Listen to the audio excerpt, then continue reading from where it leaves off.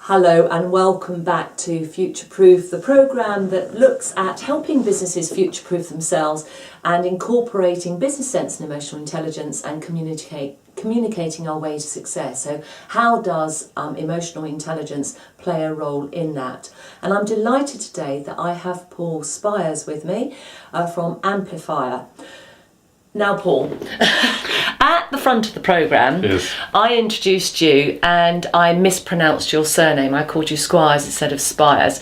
And you did what so many people do, and they say, oh, don't worry, it doesn't matter. And yet, you know, this is, I think of emotional intelligence, this is the core, our names, the most precious things that we will ever know. So it does matter, and it is really important. So I apologise for that. Not at all. And it is Paul Spires. So Paul, in the first half, we were talking about what emotional intelligence means, and you referred to the book called Legacy. Correct. And the All Blacks, the New Zealand rugby team and their culture.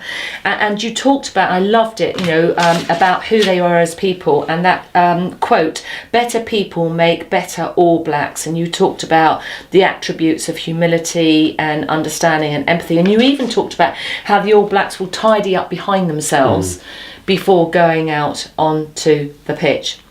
So what I'd like to do now is go back to your business as Amplifier. Yes. Can you remind us again what Amplifier does? And then can you tell me, I want to look at it on 3 levels, how you empower business, how you empower or would advise employees, and you're a parent too, like myself, and the students, the people who are still in education, who are thinking, and many of them worrying about their future. So first of all, remind me what Amplifier does. Yeah, sure. So the Amplifier workshops are based on a creative thinking methodology that we've developed over the last 2 or 3 years. And what it essentially does is that it takes the creative thinking process and it builds a structure around it, and then applies it to the business challenges and opportunities. So it could be a business moving into new markets, it could be a new startup, it could be how they develop more of a culture of curiosity and creativity to help them think differently, more innovatively and more entrepreneurially.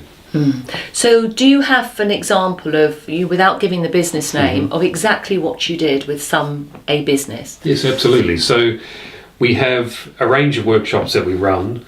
A great example is we've worked with a number of agencies on the marketing side to enhance their creative development and brainstorming process. So what often happens in a marketing agency is you have an MD or a senior team that has got there often through longevity and successful campaigns, but simply because they're at the top doesn't mean they have all the answers.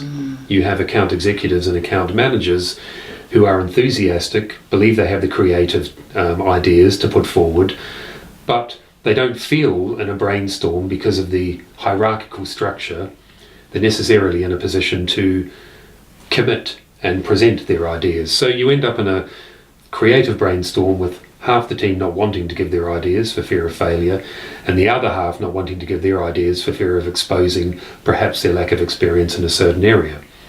So what we do with the Creative Curiosity Workshop is to work with those agencies to create a more collaborative culture of curiosity and creativity, to talk through the tools and techniques and processes to bust some of the myths around creativity, particularly, and I think this is in any area of business, that any idea, creative or otherwise, that it comes perfectly formed, and it doesn't.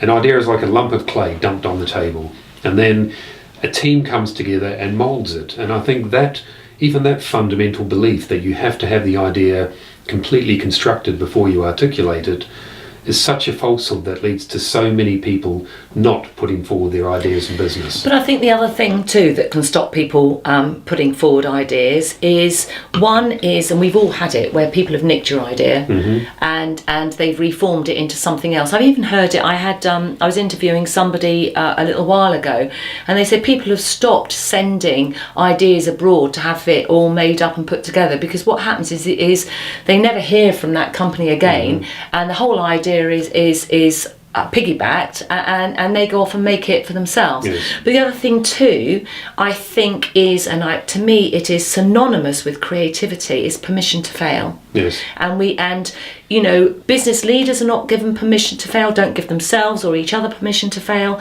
So that goes right the way down the structure of the business.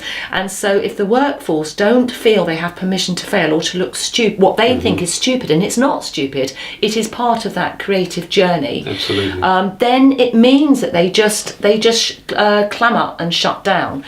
So how would you advise an employee to future-proof themselves, to future-proof their jobs? I think an employee can't future-proof their jobs by themselves. I think you can take control of your life and you can move to a new job that perhaps presents a better culture that is more conducive to you building your career.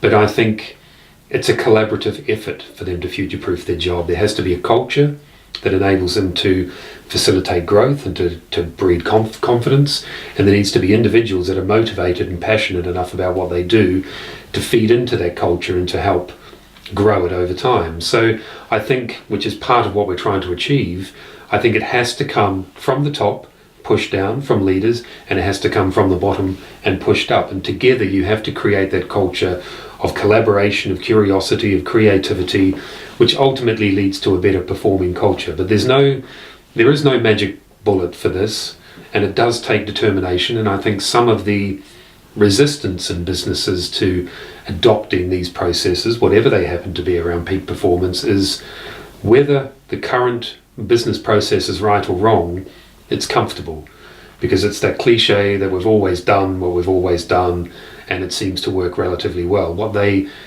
are not aware of and what they don't know is how much better performing they could be if they adopted the processes that allowed them to bring everyone's ideas into the fore, to create a culture where people felt more confident to work collaboratively, whether they're the MD or the account exec or the administration assistant. So no one has a monopoly on great ideas. No one has a monopoly on how a business should run. Certainly experience may dictate some of the views, but everyone can make a contribution to that. On your point around failure, I think we're much better in this country than perhaps we used to be 20 or 30 years ago. Yeah. But the whole Silicon Valley was predicated on failing but learning from failure.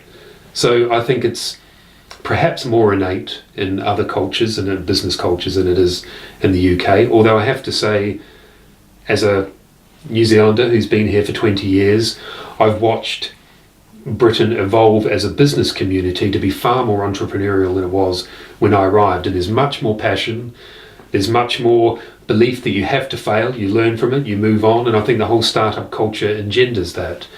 But it is a case of failing, but failing in an environment that allows you to fail and gives you the confidence to try and try again as long as you learn. That's the critical component of failure. And if we look back at our sort of industrial history too, we have so many scientists and so many people who founded things and what's the word, not created, but I can't remember the right word, and they did that through failure. Was it Edison and the light bulb and what have you? Over 1,000 times. Over 1,000 times. So you have children, we've literally got a minute left. How have you advised, or how would you advise your children, or what advice would you give your younger self as they think about the future? I think, and again, this is a terrible cliche, but I think you've got to follow what you believe in. And I think when I look at my career, and I've had a wonderful career through marketing and so on, but it's taken me a long time to get to where I am today, and it's taken me a long time to get here because I've spent a lot of years following a career path that I believed others perhaps thought I should follow, or that maybe I wasn't bold enough or brave enough or courageous enough at a point in time to say, I'm not going this way, I'm going that way, because that's what I believe in. So it is a terrible cliche, but to do what you believe in and what you're passionate about, because you will commit more time to it. It will never seem like a chore. That doesn't mean it's not going to be hard. Success is a result of hard work. A hell of a lot of hard work and a little bit of good luck. Yeah. But it is hard work. But it doesn't seem as hard if you're passionate about it. No, and I know through working with staff, if you're happy, you work 20% harder, and also you then, through your hard work, if it comes too easy, you don't appreciate it, you take it for granted, and often we sabotage ourselves because we don't feel worthy of it. Absolutely. Paul, it's been an absolute pleasure having you on the show. Thank you so much for sharing your wisdom. Pleasure. And I hope you all have a good week, and we look forward to you joining us again on this programme, Future Proof, where we look at the power of emotional intelligence to inspire people to think well about the future. Have a good week. Thank you so much. Thank you.